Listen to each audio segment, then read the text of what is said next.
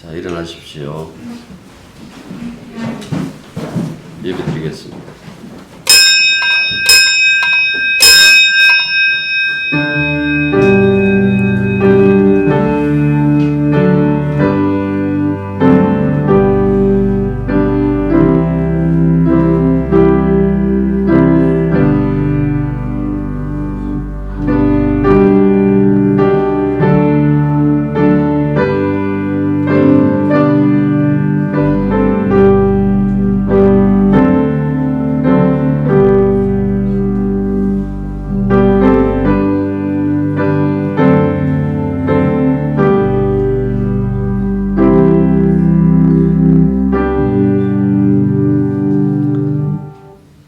살았다는 이름을 가졌으나 죽은 자들도 있고 죽어가는 것처럼 보이는데 산 자들도 있습니다.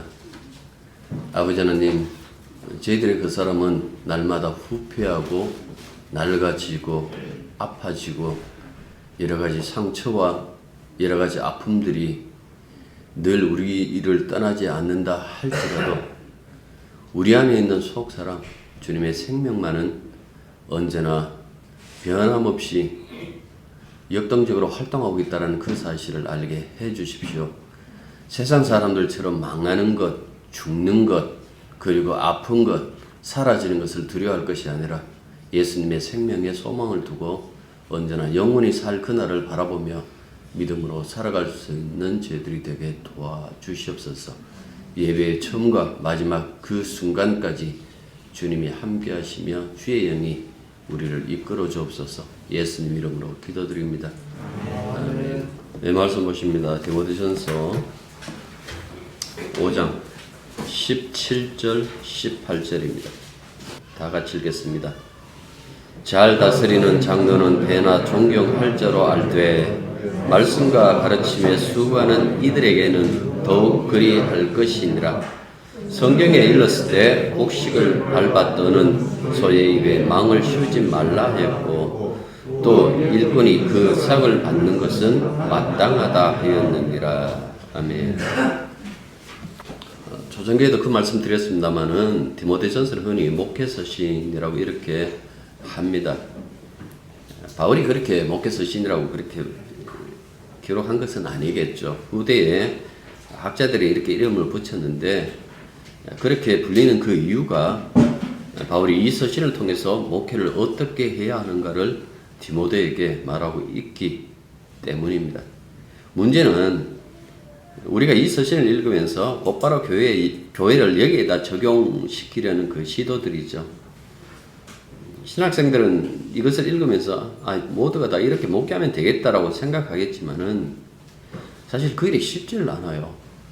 목회서신이 기록된 대로 이런 어떻게 보면 이상적인 교회상인데요.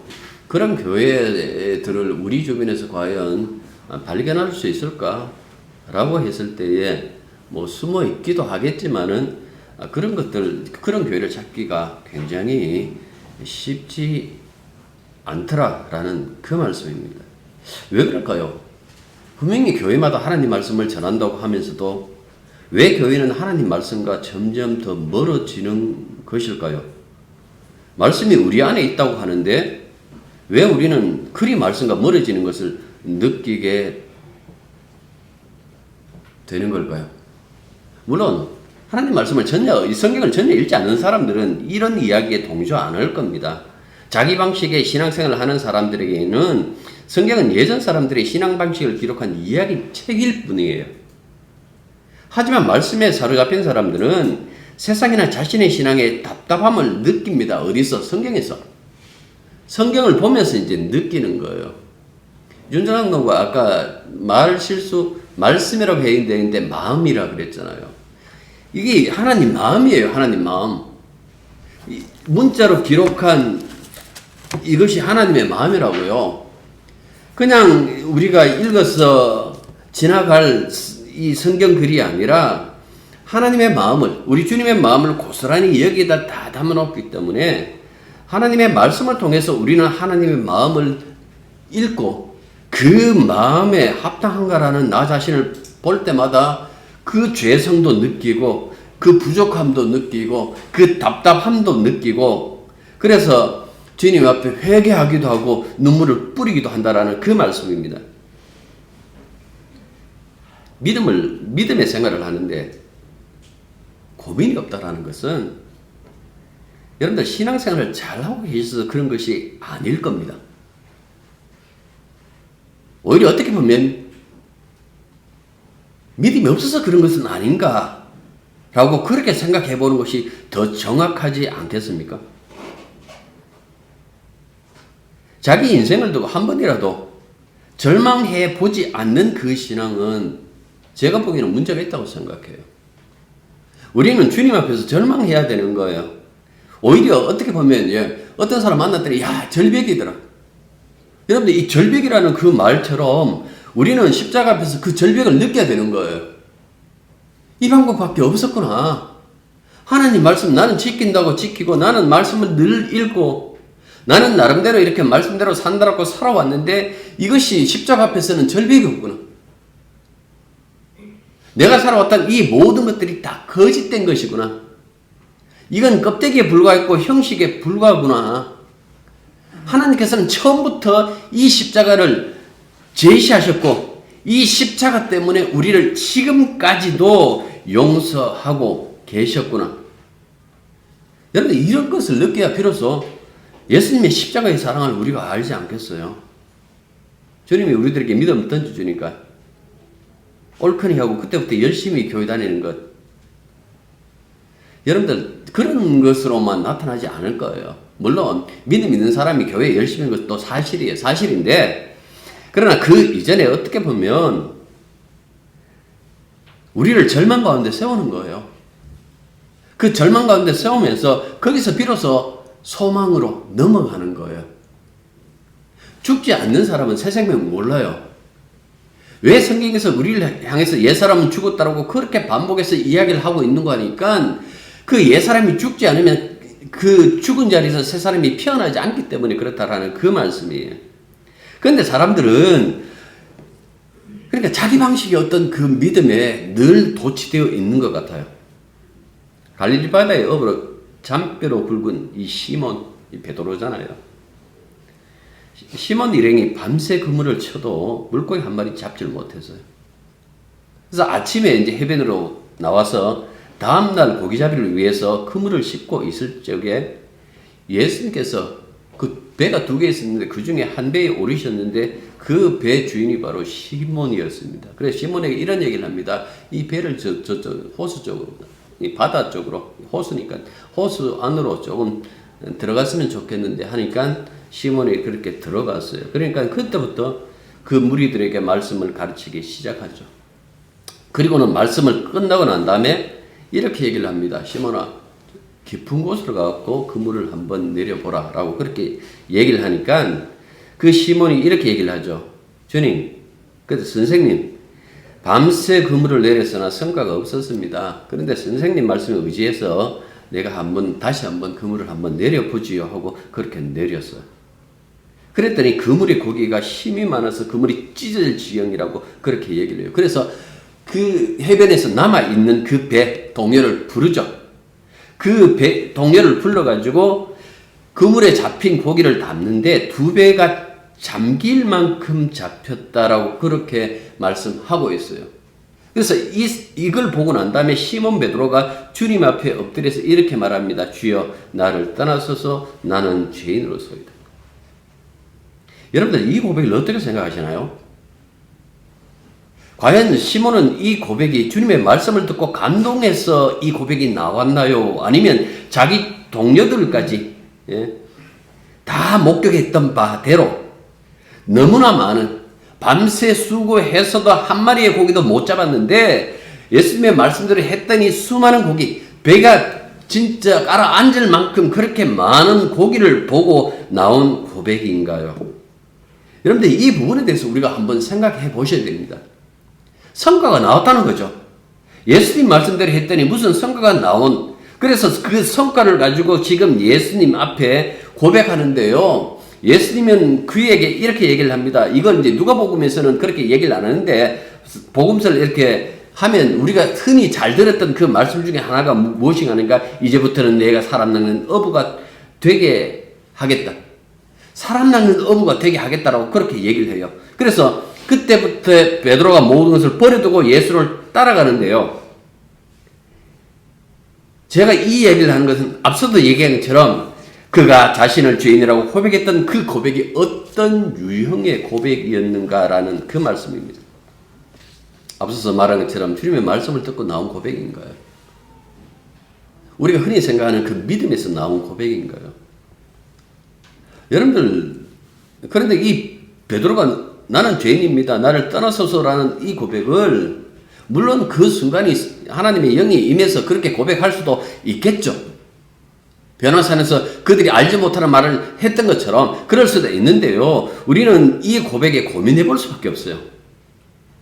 정말 자기의 죄인됨을 예수님의 말씀을 통해서 알았을까? 아니면 밤새 그물질을 했는데 성과가 없다가 예수님의 말씀대로 하니까 성과가 넘치는 것을 보고 예수님의 말씀대로 하면 이렇게 성과가 나는 것을 나는 이때까지 예수님의 말씀을 듣지 않았구나라는 그런 차원에서 이 고백을 한 것인지 우리 굉장히 깊이 고민해 봐야 돼요. 왜 이것이 고민거리인가라고 하면 우리의 믿음이 다 이렇거든요. 성과가 없으면 믿음이 없다라고 생각해요. 그렇지 않나요? 모든 것을 버리고 예수님의 뒤를 따랐어요. 3년 동안 동행했어요. 3년 동안 동행하면서 그가 그 동행을 계속할 수 있었던 것은 그 주님이 계속해서 귀신을 쫓아내시고 병자를 고치시고 죽은 자를 살리시는 그 성과가 그분 곁에 있게 한 것은 아닌가라는 것. 왠가 하니까 예수님이 십자가에 달리자 자기 목숨을 부지하기 위하여 예수님을 3번이나 부인했고 그리고 도망갔던 자가 이 베드로였기 때문에 그렇다라는 그 말씀입니다. 예수님이 그에게 네가 사람 낚는 어부가 될 것이다라고 했는데 그가 사람 낚는 어부가 된 것은요, 오순절 성령 강림 이후에요. 오늘 본문에 잘 다스리는 장로는 배나 존경할 자로 알라라고 얘기를 했어요. 여기서 장로라고 했을 때에 이 장로 그룹에서 감독이 나와요. 앞서서 감독이라 나오는데 같은 어떤 의미를 담고 있기도 하고요. 감독이나 이 장로가 지금처럼 이렇게 행정적인 장로, 가르치는 목사 이렇게 이거는 조금 이제 시간이 지나면서 이렇게 변하게 이렇게 시작한다고요. 요새 말로 하면 잘 가르치는 목사, 설교 잘하는 목사, 그 다음에 교회 잘 섬기는 장로, 배나 존경하라.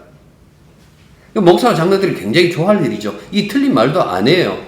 그런데 여러분들 여기서 방점을 어디에 찍느냐에 따라서 이게 달라져요. 대부분 보면 목사, 장로에다가 방점을 찍어놓고 존경하라라고 그렇게 얘기를 해요. 왜 당회에게 이 당회를 존경하지 않느냐? 당회에게 하는 그 지시를 왜 듣지 않느냐? 대부분 그렇게 생각하죠. 내가 이 교회의 목사가 아니냐라고 그렇게 얘기를 하죠. 그러니까 목사나 장로라는 거기에 방점을 찍어놓고 존경하라라고 하는데 성경에서는 그럴 리가 없어요. 이때까지 사도 바울이 그렇게까지 얘기를 안 했다고요. 목사기 때문에 배나 존경하십시오. 그 얘기를 안 해요. 앞에다 항상 그 이유를 붙여놨잖아요. 잘 가르치는 것과 잘 다스리는 것. 도대체 잘 가르치는 것과 잘 다스리는 것은 무엇일까요? 먼저 이것부터 생각해야 되는 거예요. 이제 몇 개월 있으면 우리도 이 나라에 대통령 뽑잖아요. 뭐 맨날 일꾼 가지만은 대통령이 일꾼이었는가요? 그러니까 생각해 보십시오. 정말 잘 다스리겠다. 이 사람이 잘 역할을 하겠다라는 그것 때문에 내가 투표를 하는지 아니면 진영 노름인지. 과거에 유명한 말 있잖아요. 부산에 있는 초원복국. 그 집 복 정말 맛있습니다. 저도 몇 번 갔으니까요. 우리가 남이가 그 소리가 그 복국집에서 나왔어요. 지금 대통령 후보들을 보면 어떻게 보면 굉장히 재미있어요. 예? 근데 이 사람들을 보고 무엇을 생각해야 되는지 우리는 그것을 생각하지 않는 것 같아요. 우리 편이면 무조건 밀어줘야지 우리가 남이가. 그런데 이번 선거도 이 범죄에서 벗어날 것 같지는 않는 것 같아요. 왜 그런가 하니까 우리나라면 이런 거 아니에요. 일본도 그렇고 미국도 그렇고 똑같아요. 왜? 이 세상은 진영 싸움이거든요. 교회잖아요, 여기는. 그러니까 세상에 다 때려치우고, 물론 우리도 세상 살아야 되지만, 교회에서 우리가 생각할 때 제일 먼저 생각해야 될 것이 무엇일까요? 하나님의 마음. 그 마음이 쏠렸던 그리스도의 십자가부터 생각하는 것이 옳죠. 그런데도 교회가 싸움질 할 때마다 가만히 보십시오. 복음 때문에 싸웁니까? 왜 우리에게 복음을 전해주지 않습니까? 라고 그렇게 싸웁니까? 물론 그런 교회 있어요. 근데 극히 드물죠. 교회에도 싸우는데 진영 싸움이에요. 보통 2패 아니면 3패로 갈라져요. 예. 고린도전서에도 보면 그 있잖아요. 예. 개바파, 뭐 바울, 아볼로 이러면 우리는 이 편도 저 편도 아니고 우리는 그리스도파 이러면서 4편에 이렇게 갈라져 있는 그 이야기가 고린도 교회에서 나왔다고요. 그런데 교회에서 2패로 갈라지면 끼리끼리 모여갖고 밥 먹어요.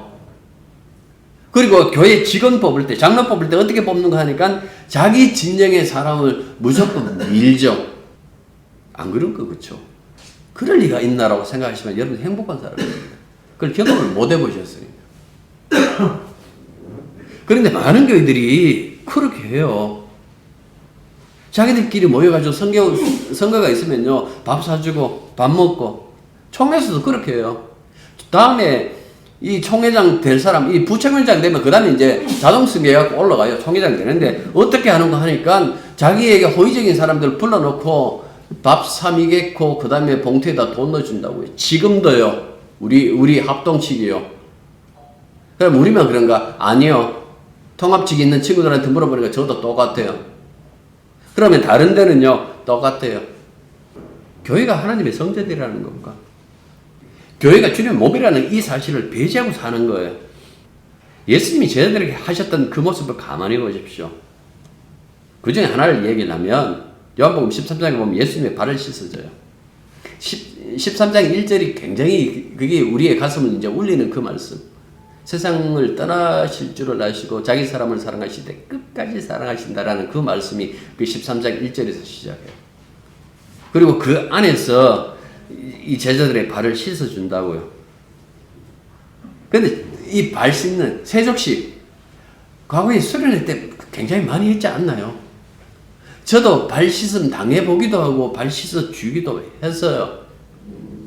근데 여러분들 이 발 씻어주는 것, 서로 발 씻어주면서 이게 성김이라고 그렇게 생각하는데 과연 이게 성김인가?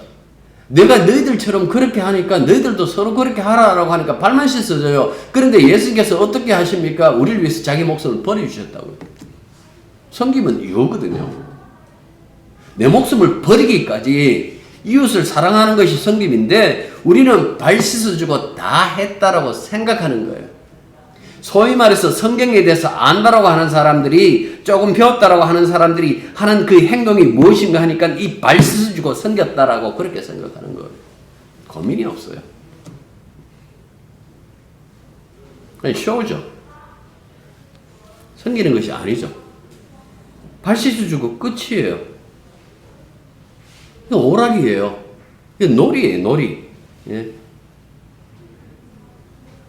예수께서 그들의 발 씻어준 것은 발 씻어주는 방법이 아니에요. 주님이 하실 일에 방점이 있다라는 그 말씀입니다. 주님이 하실 일이 무엇이었습니까? 아버지의 사랑을 세상에 드러내기 위한 십자가의 죽음. 그 죽음을 발 씻음을 통해서 드러내시기 위하여 그렇게 하시는데도 우리는 뭡니까? 한번 쇼 좀 하고, 예. 이렇게 발 한번 씻어주고 우리는 다 했다라고 생각하는 거예요. 사도행전을 읽으시면 교회는 그 교회의 목사가 다스리는 것이 아니라 성령이 늘 그 교회에 임재해갖고 성령이 움직이는 그 모습을, 예? 그려놓고 있어요. 성령이 움직이며 항상 십자가의 복음으로 교회를 다스리죠. 왜 그렇게 하실까? 이유는 한 가지겠죠. 십자가 복음만이 우리를 죄로부터 구원하고, 예? 우리를 용서하고 하나님의 사랑으로 붙여놓기 때문에 그렇다라는 그 말씀입니다. 그러니까 말씀에 안고 있는 이 이야기를 껍데기만 지키면서 나는 이렇게 신앙생활 잘했습니다라고 해야 될 일이 아니다라는 그 말씀입니다. 주어지는 그 말씀을 볼 때마다 이 말씀 속에 담겨져 있는 하나님의 그 희생이 얼마나 큰 거라는 것을 먼저 생각해 보자라는 그 얘기죠. 금식. 저도 금식했어요. 신학교 처음 가갖고 3일 금식 하는데, 금식이라는 난생 처음 하는데 굉장히 힘들었어요. 근데 분노할 일이 있었는데, 이 임원들이 저것들은 숨어갖고 밥 먹고 있는 거 내가 봤어요. 우리는 신입생이라고, 우리는 굶기고, 저는 3학년 4학년이라고, 밥 먹고 있는 거예요. 그래, 밥 먹고 있는 거 좋아요. 아무튼 금식, 한두 번은 다 해봤을 거 아닙니까? 그런데 이 금식이라는 것이 이사야서 보면 이렇게 얘기를 해요. 내가 기뻐하는 금식은 흉악의 결박을 풀어주며 멍에의 줄을 끌어주며 압제당하는 자를 자유케 하며 모든 멍에를 꺾는 것이 아니겠느냐. 또 줄인 자에게 내 양식을 나누어주며 유리하는 빈민을 집에 들이며 헐벗은 자를 보며 입히며 또 내 권력을 피하여 스스로 숨지 아니하는 것이 아니겠느냐. 밥 굶으면서 굵은 벼옷을 입고 죄를 머리에 뿌리는 것이 금식이 아니라는 그 말씀이에요. 앞서서 말한 대로 진정한 성립이라는 것이 발실성이 아닌 것처럼 금식 역시 마찬가지라는 이야기예요. 진정한 금식이라는 것은 주님의 마음을 내 이웃에게 이 이스라엘 사회 속에 펼치는 것이 바로 진정한 그 금식이라고 그렇게 말씀하시잖아요. 그러니까 그런 차원에서 이 성경을 보는 거예요. 잘 다스리라 그러니까 우리 잘 다스립시다.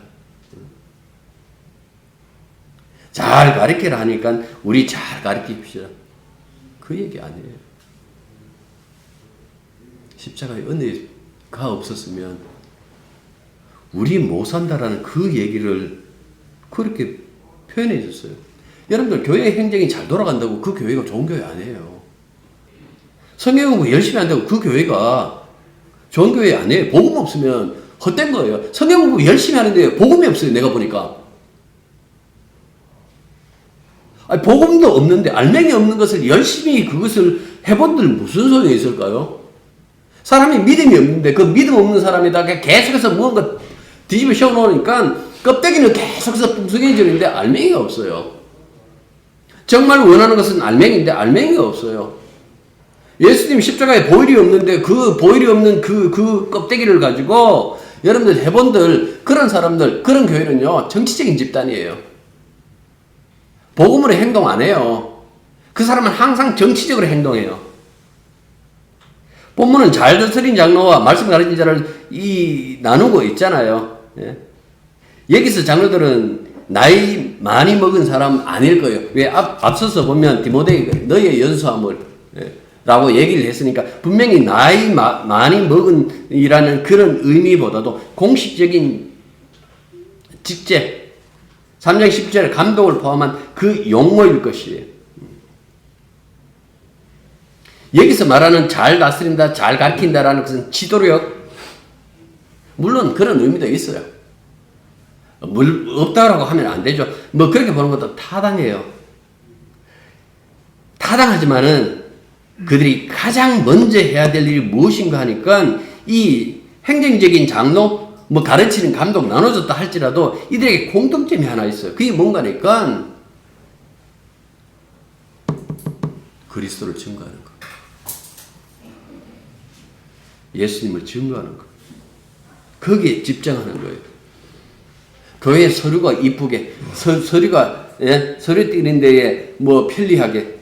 그것이 아니라 내가 무슨 역할을 맡든지 간에 예수 그리스도를 증거하는 그 일에 해요. 교회를 관리하고 있더라면 교회 청소 깨끗하게 하는 것이 그의 주어진 그 사명이 아니고 그건 2차적인 거예요. 그러면 자기 그 일을 통해 가지고 예수님의 사랑을 나타내는 거예요. 그게 일차적인 거예요. 교회 안에서의 모든 직분도 다 그런 것이죠. 디모데도 그런 경우 아닌가요? 왜 지금까지 디모데에게 이런 말 저런 말 하고 있나요? 디모데에게 하는 이야기는 십자가 복음 때문에 그래요. 혹시 아파서 죽을까봐 그런 것보다도 이 디모데가 끝까지 십자가 복음을 전하는 그 일에 매진할 수 있도록 기록한 것이 이 목회서신이에요.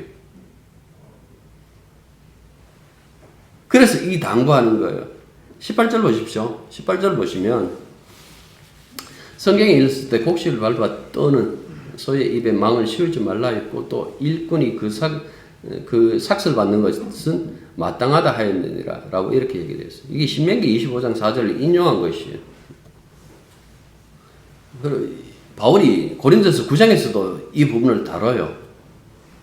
바울이 자비량이었잖아요.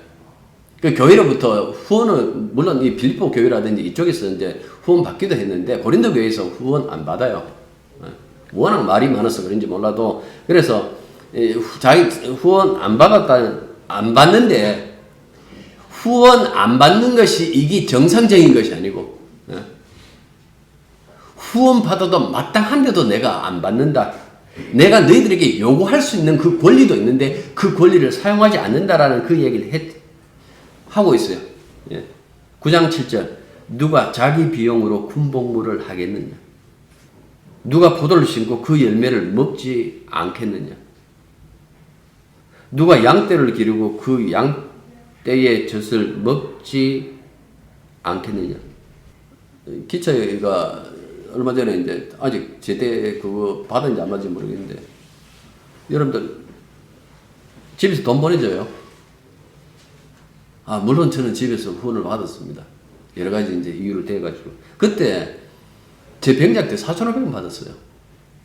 4,500원에다가 이제 담배 값이 3,000원인데 제가 담배를 안 피웠기 때문에 3,000원까지 왔어요. 그러면 그거 이제 그 7,500원은 교회에다가 고스란히 이제 갖다 냈어요.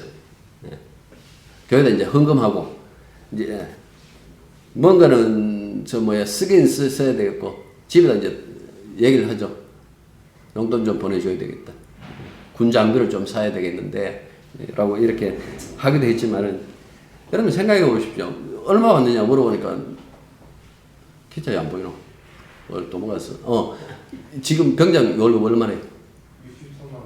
야, 저 다시 입대하고 싶습니다. 그만큼 줘요. 군대에서 저렇게 주면서 군복무를 시킨다라는 그 말씀이에요. 그 얘기하고 있는 거예요. 그래서 바울이 복음 전도자들이 주님을 따르는 양무리로부터 지원받는 일이 마땅하지 않겠느냐. 이 이야기가 세상에 떠도는 어떤 그 말을 하는 것이 아니라 설명하기 위하여 그가 신명기 25장 4절을 인용한 거예요. 모세의 율법의 곡식을 밟아 떠는 소에게 망을 씌우지 말라 기록하였으니 하나님께서 어찌 소들을 위하여 염려하심이냐 오로지 우리를 위하여 말씀하시는 것이 아니냐 과연 우리를 위하여 기록된 것이니 밭 가는 자는 소망을 가지고 갈며 곡식 떠는 자는 함께 얻을 소망을 가지고 떠는 것이라 우리가 너희에게 신뢰한 것을 뿌렸은즉 너희의 육적인 것을 거두기로 과하다 하겠느냐. 무슨 의미인지 알겠죠? 남의 밭에서 일하는 사람들 그냥 그 사람한테 일 안 시켜요. 품이 있다라는 그 말씀이에요. 싹을 줘요.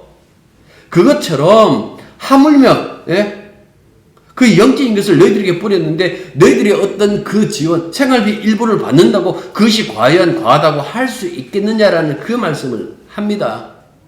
얼마나 답답했는지 또 성전에서 봉사하는 이 레위인 이 제사장의 그 예를 들어요. 11조 제사장의 목이다.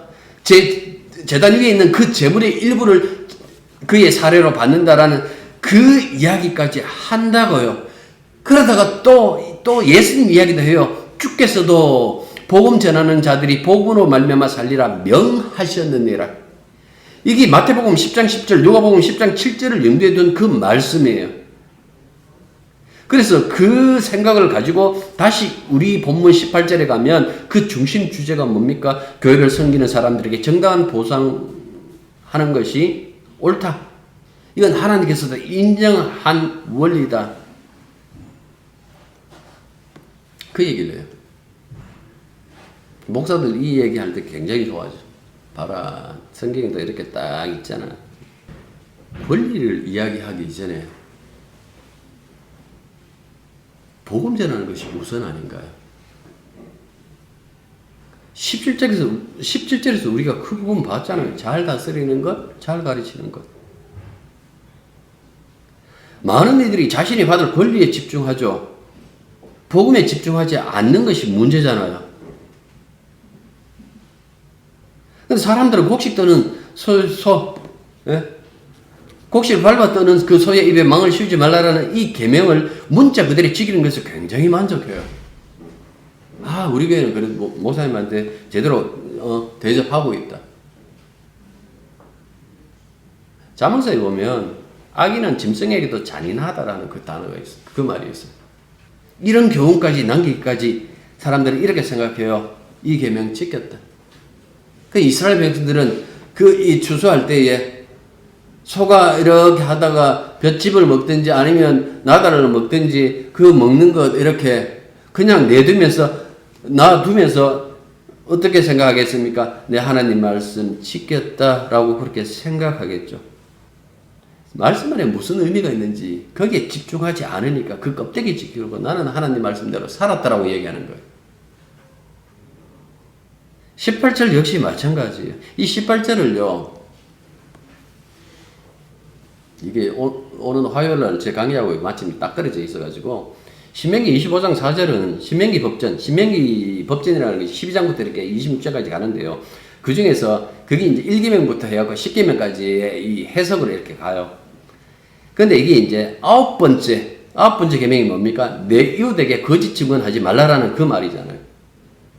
이 아홉 번째 계명요. 이 계명을 해석하는 마지막 자리에 있는 구절이 무엇인가 하니까 신명기 25장 4절에 바로 오늘 우리가 읽었던 제가 아까 읽어드렸던 바로 그 말씀이에요. 아홉 번째 계명은 이거예요. 사람들 억울하게 하지 말라. 그 얘기를 하는 거예요. 이 억울하게 하지 말라는 그 의미로 여러 가지 이야기를 해요. 옷을 이렇게 가난한 자가 옷을 맡기면 해가 떨어지기 전에 줘라. 내 형제가 힘들어갖고 무엇을 구워가면 이자 받지 말라라는 그런 얘기를 한다고요. 그런 얘기를 하고 마지막에다가 이 계명을 놔뒀어요. 그러면 오늘 본문과 연결하고 한번 생각해 보십시오. 그러면 우리가 어떻게 해석해야 될까요? 그냥 잘 다스리고 가르치는 장로를 억울하게 하지 말라. 그런 의미 좋아요. 예, 괜찮아요. 그런데 좀 더 깊이 들어가면요. 거짓 증언하지 말라라는 이야기죠. 너희들. 복음이 아닌 것으로 사람을 가르치는 것은 거짓 증언이나 마찬가지라는 그 말씀이잖아요.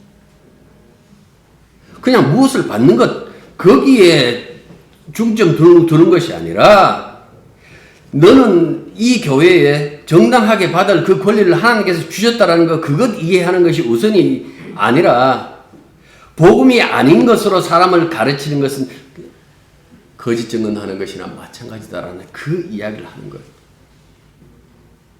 그것과 연관시켜 갖고 생각하는 거예요. 살해받는 것이 정당하다고 보지 말자는 이야기죠.